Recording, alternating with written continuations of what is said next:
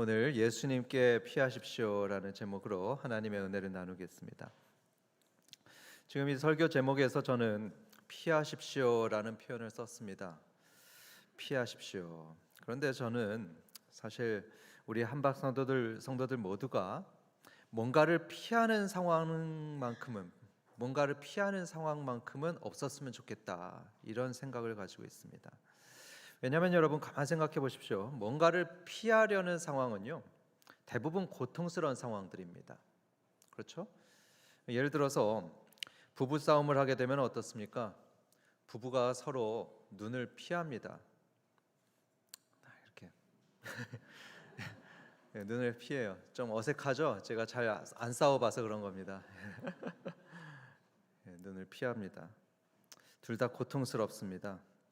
또 직장에서 관계가 너무 안 좋은 사람이 있습니다. 그러면 어떻게 하죠? 멀리 그 사람이 보이면 다른 데로 피합니다.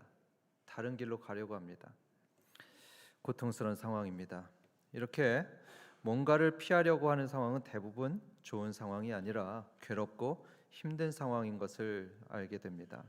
그래서 저는 우리 성도들 모두가 뭔가를 피해야 되는 상황만큼은 정말 없었으면 좋겠다, 평안하시면 좋겠다, 이렇게 늘 소원하고 있습니다.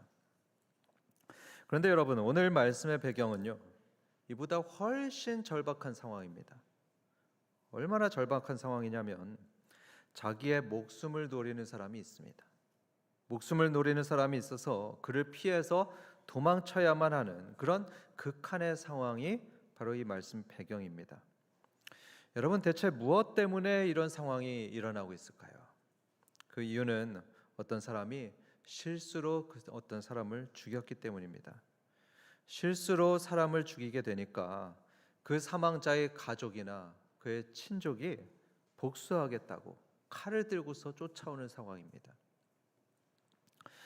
여러분은 함무라비 법전에 대해서 들어보셨을 겁니다. 고대 사회에서 널리 통용되었던 그런 법전인데요, 이 법전에는 동해복수법이라는 법이 있었습니다. 이 동해복수법이라는 법은 받은 상해만큼 그대로 복수하는 법인데요, 그래서 이에는 이, 눈에는 눈, 또 생명에는 생명, 이렇게 갚으라고 했습니다. 이 법에 따르면 누군가가 살인했다 그러면 그게 비록 실수라고 해도 그 역시 죽어야 됐습니다.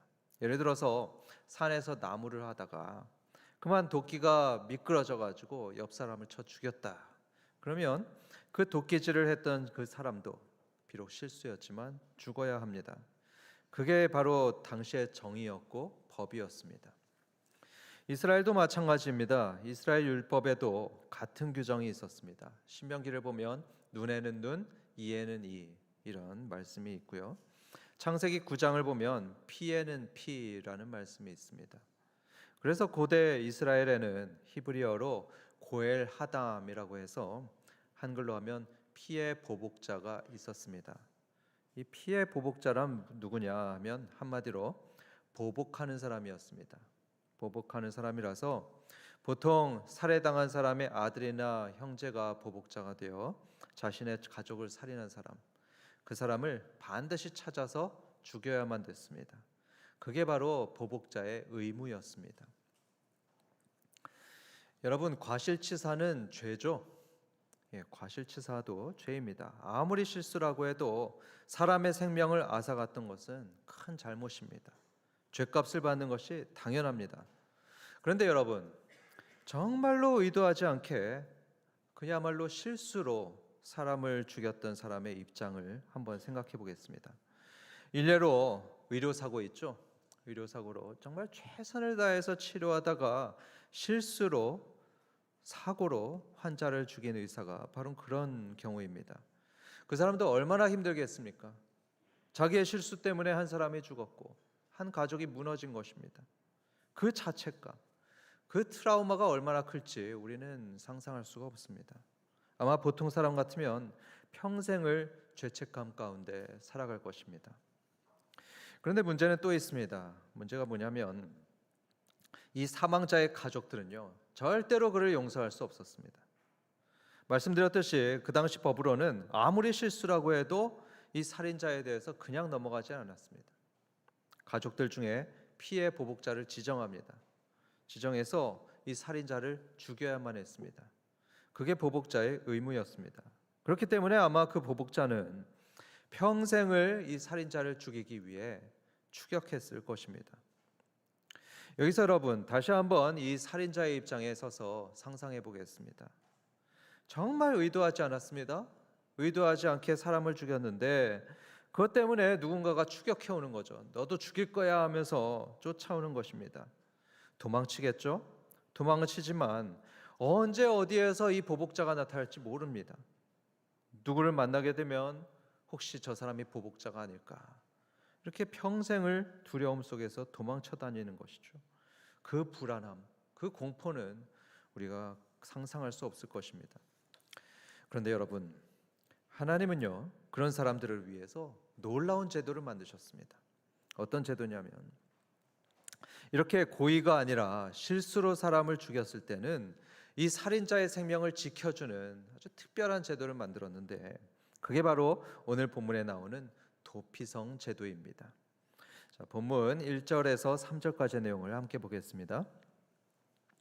여호와께서 여호수아에게 말씀하여 이르시되 이스라엘 자손에게 말하여 이르기를 내가 모세를 통하여 너희에게 말한 도피성들을 너희를 위해 정하여 부지 중에 실수로 사람을 죽인 자를 그리로 도망하게 하라.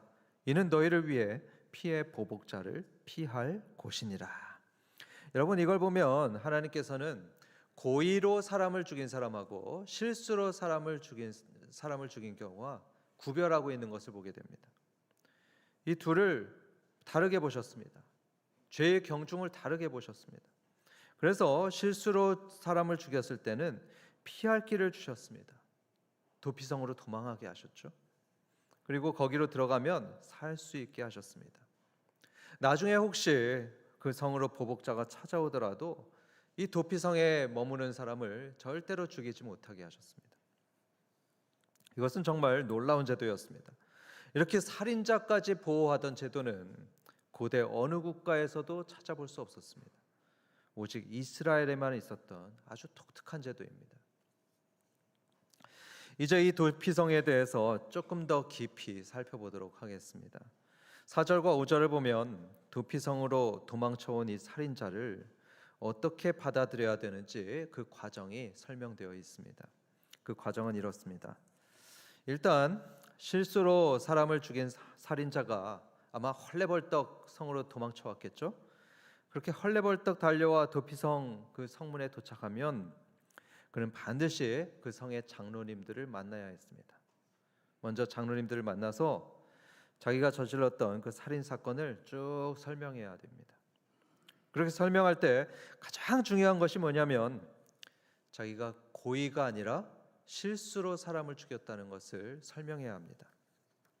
만약에 그가 5절의 말씀처럼 누군가를 미워한 것도 아니고 또 원수된 것도 없는데 실수로 죽였다는 것이 재판에서 확인되게 되면 그러면 받아줍니다.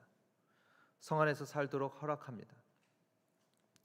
그리고 그 사람을 도피성 주민들은 끝까지 지켜야 줘야 됩니다. 보호해 줘야 됩니다. 나중에 혹시 보복자가 찾아와서 저 살인자를 내주십시오. 우리 가족을 죽인 원수입니다. 제가 죽이게 해주십시오. 이렇게 말해도 절대로 내주면 안 됩니다. 보호해야 합니다. 그리고 이 도피성 제도에는 세 가지 특징들이 있었습니다. 오늘 본문 6절부터 9절까지 보면 이 도피성이 가진 세 가지 주된 특징이 나타나는데요. 이 특징들을 가만히 보면요. 이 도피성 제도를 만드신 하나님, 그렇죠? 이 도피성은 하나님이 만드셨습니다. 인간의 제도가 아닙니다. 이 도피성을 만드신 하나님이 과연 어떤 분이신가? 이분의 성품은 어떤가? 이것을 우리는 알 수 있습니다. 예를 들어 보겠습니다. 여러분 아이폰 있죠? 아이폰을 보면 우리는 뭘 알 수 있습니까? 아이폰을 만든 그 스티브 잡스의 철학과 그의 성향을 알 수 있습니다. 마찬가지로 도피성과 그 특징들을 잘 보게 되면 그걸 만드신 하나님을 우리는 알 수 있습니다. 그래서 이제부터 도피성의 세 가지 특징을 하나씩 살펴보면서 하나님이 과연 어떤 분이신지 우리 함께 발견해 보겠습니다. 첫 번째로 말씀드릴 도피성의 특징, 그것은 굉장히 단순합니다. 도피성 안에 살게 되면 살고 도피성 밖에 있으면 죽게 됩니다. 단순하죠? 도피성 안에 있으면 살고 밖에 있으면 죽는다. 이게 특징입니다. 그렇기 때문에 살고 싶은 사람은 반드시 도피성 안으로 들어가야 합니다. 그리고 성 안에 들어가서 그 속에 항상 있어야 됩니다. 그래야지 삽니다.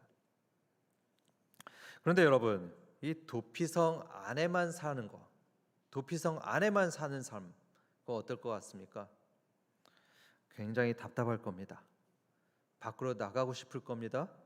그리고 고향에 가서 부모와 자녀들도 보고 싶을 겁니다.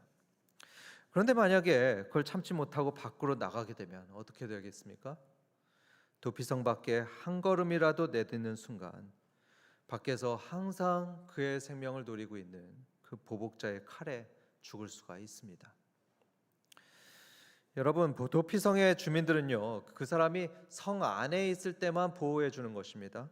성 밖으로 나간 사람은 책임지지도 않고요, 보호해 주지도 않을 겁니다.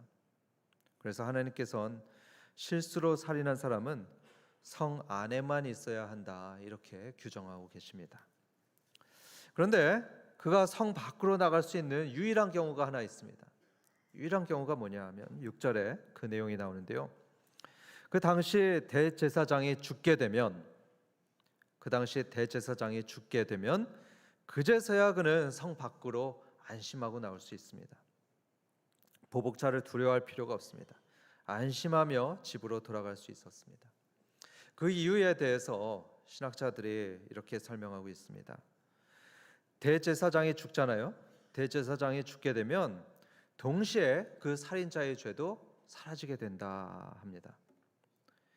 그 대제사장이 살인자의 죄를 대속하고 죽는다는 얘기입니다.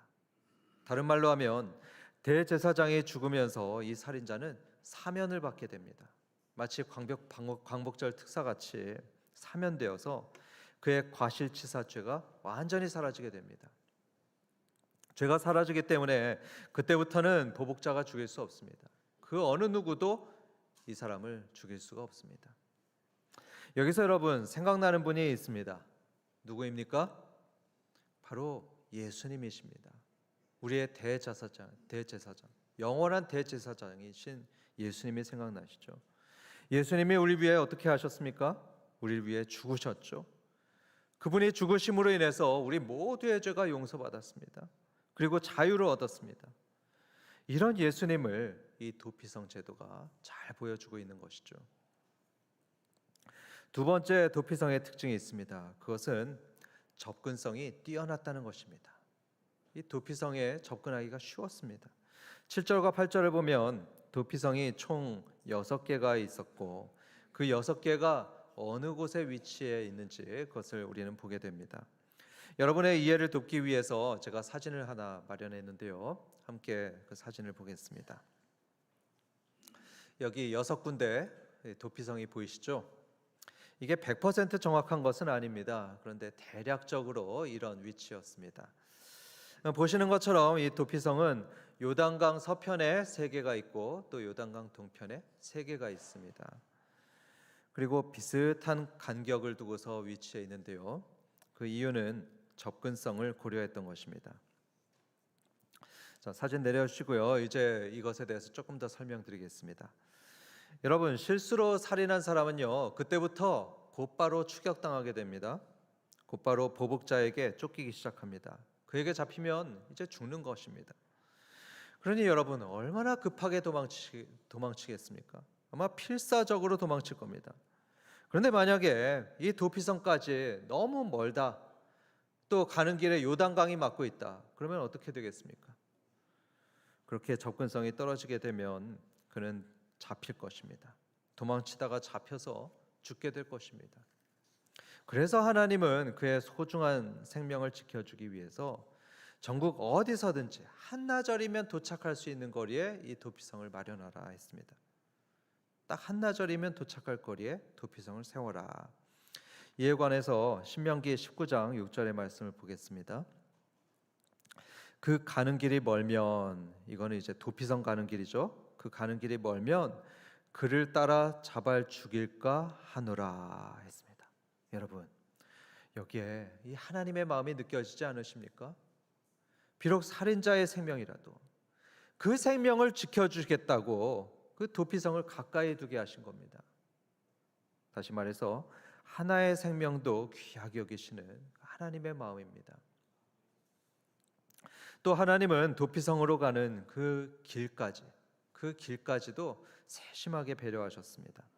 신명기서 19장 3절을 함께 보겠습니다. 내 하나님 여호와께서 내게 기업으로 주시는 땅 전체를 세 구역으로 나누어 길을 닦고 모든 살인자를 그 성읍으로 도피하게 하라. 여러분, 이게 무슨 말이냐면요, 도피성으로 가는 그 길을 잘 닦으라는 말입니다. 도피성 가는 길을 잘 닦아 두어라. 그래서 여러분, 이 도피성으로 가는 길은요, 숲을 헤쳐가는 길이 아닙니다. 숲을 헤치거나 또는 험한 산을 오르는 그런 길이 아니었죠. 대신 넓게 잘 닦여진 길이 도피성으로 가는 길이었습니다. 그리고 곳곳에는 표지판까지 있었다고 합니다. 여기는 도피성으로 가는 길, 이렇게 표지판까지 있었다고 합니다. 하나님의 배려이죠. 배려입니다. 보복자에게 쫓겨서 정신이 하나도 없었을 그 살인자가 길을 잃지 않고 도피성을 찾도록 하시는 그런 하나님의 배려입니다. 세 번째 도피성의 특징입니다. 세 번째 도피성 특징은 누구든지 받아줬다는 것입니다. 누구든지 받아줬습니다. 자, 9절을 보겠습니다. 이는 곧 이스라엘 모든 자손과 그들 중에 거류하는 거류민을 위하여 선정된 성읍들로서 누구든지 부지 중에 살인한 자가 그리로 도망하여 그가 회중 앞에 설 때까지 피해 보복자의 손에 죽지 아니하게 하기 위함이라. 여러분, 여기 잘 보시면요, 도피성은 이스라엘 모든 자손을 위할 뿐만 아니고 그들 중에 거류하는 거류민을 위해 선정된 성읍이라고 합니다. 보시면 거류민을 위해서 선정된 성읍이라 하면서 누구든지 부지 중에 살인한 자가 그리로 도망해서 살 수 있다 규정하고 있습니다. 여러분이 거류민 중에는요, 이방인도 포함되어 있습니다. 외국인이 포함되어 있습니다. 그러니까 이스라엘 사람만이 아닌 인도인도 대피할 수 있고 중국인, 한국인, 모든 사람들 누구든지 이 도피성에서 보호받을 수 있다, 이렇게 말씀하신 겁니다. 여러분, 거듭되는 말씀인데요, 우리 하나님은 이렇게 긍휼이 많으신 분이십니다. 차별이 전혀 없는 분이십니다. 우리 인간들은 어떻습니까? 항상 구분짓기를 좋아합니다. 그렇죠? 피부색으로 차별하고, 신분으로 차별하고, 재산으로 차별하고, 학벌로 차별합니다. 그런데 하나님은 그렇지 않으십니다. 차별하지 않으십니다.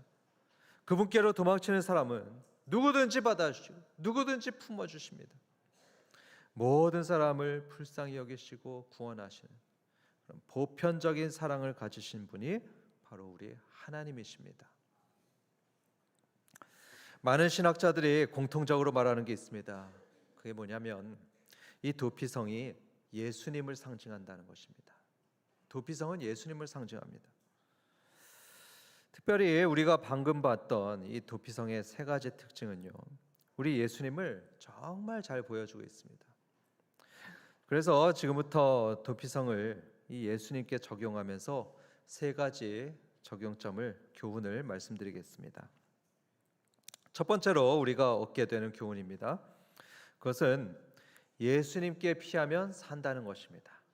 우리 따라해 보겠습니다. 예수님께 피하면 살 수 있다. 그렇습니다. 우리는 예수님께 도망치면 살 수가 있습니다. 여러분, 서울 곳곳을 보면 지하에 방공호가 있는 것을 보게 됩니다. 보신 적 있죠? 지하에 방공호가 곳곳에 있습니다. 이 방공호는 전쟁이 났을 때 시민들이 거기에 피하라고 있는 거죠. 거기에 피하라고 만들어 놓은 것입니다. 그래서 그 지하의 방공호로 들어가게 되면요, 위로 폭탄이 떨어져도 살 수가 있습니다. 그래서 전쟁이 나고 폭탄이 떨어지면요, 재빨리 그 방공호 속으로 대피해야 됩니다. 그래야 삽니다. 마찬가지로 여러분, 그 원수 마귀의 유혹이 있습니다. 죄의 시험이 있습니다. 그 유혹과 시험이 불화살처럼 떨어질 때가 있습니다. 마치 폭탄 같은 고통, 폭탄 같은 걱정거리가 우리에게 떨어질 때가 있습니다. 방금 들은 그 도피성 얘기처럼 단 한 번 실수했다고 마치 보복자 같은 사람들이 사방에서 공격해 올 때가 있습니다. 그런데 어떻죠? 아무리 주위를 둘러봐도 나를 도와주는 사람이 없고 내 편이 되는 사람이 안 보이는 것입니다. 그래서 죽을 것 같이 괴롭고 그저 눈물만 흐를 때가 우리 삶에 있습니다. 그런데 그럴 때 여러분, 예수님께 가시는 겁니다. 예수님께 가시기 바랍니다. 예수님께 피하시는 겁니다. 우리 찬양 중에 이런 제목의 찬양이 있습니다. 피난처 되시는 주 예수. 다 들어보셨죠? 그렇습니다, 여러분. 예수님의 별명이요, 바로 피난처입니다. 피난처 되시는 주 예수입니다. 시편 18편에서도 다윗은 이런 고백을 했습니다. 주님은 나의 피할 바위시오, 나의 방패시오, 나의 산성이시라. 여러분, 예수님은 우리의 피할 바위시오, 방패시고 우리의 산성이라는 것을 믿으시기 바랍니다. 그래서 여러분, 어렵고 힘든 일이 있을 때 우리의 피난처 되신 예수님을 꼭 기억하는 겁니다. 꼭 기억하고 그분께 피해야 합니다. 살인자가 도피성 안에 있어야지 생명을 지킬 수 있었던 것을 우리는 꼭 기억해야 합니다. 마찬가지로 예수님 안에 거해야 합니다. 항상 예수님 안에 거하시며 떠나지 말아야 합니다. 그래야지 우리는 그분의 날개 아래 보호를 받습니다. 그리고 평안히 살 수 있습니다. 그래서 항상 주님 안에 거하시는 성도님들 되시길 주님의 이름으로 축원합니다. 두 번째로 우리가 받는 교훈이 있습니다. 그것은 예수님을 만나는 게 어려운 게 아니라는 것입니다. 예수님을 만나는 건 어렵지 않습니다. 아까 말씀드렸듯이 도피성으로 가는 길은 잘 닦여 있었습니다. 표지판도 있었고요. 가까운 거리에 있었죠. 그래서 누구나 쉽게 그곳에 가서 보호받을 수 있었습니다. 예수님도 마찬가지입니다. 예수님을 만나는 것은 어려운 일이 아닙니다. 쉬운 것입니다. 성경은 말씀하셨죠. 나를 간절히 찾는 자가 나를 만날 것이니라. 여러분, 우리가 그를 만나려고 하지 않고 찾지 않으니까 만나지 못하는 겁니다. 그러니까 우리는 예수님 찾아야 합니다. 간절히 찾으시고 진심으로 기도하시기 바랍니다. 그러면 그 약속의 말씀대로 우리를 반드시 만나 주십니다. 제가 인도에 있었을 때였습니다. 제가 인도에서 가만 보니까요, 탁발 수도승들이 종종 보이는 것을 봤습니다.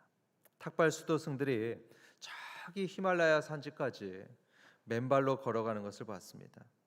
그 먼 거리를 걸어가서 거기서 신을 만나려고 하는 거죠.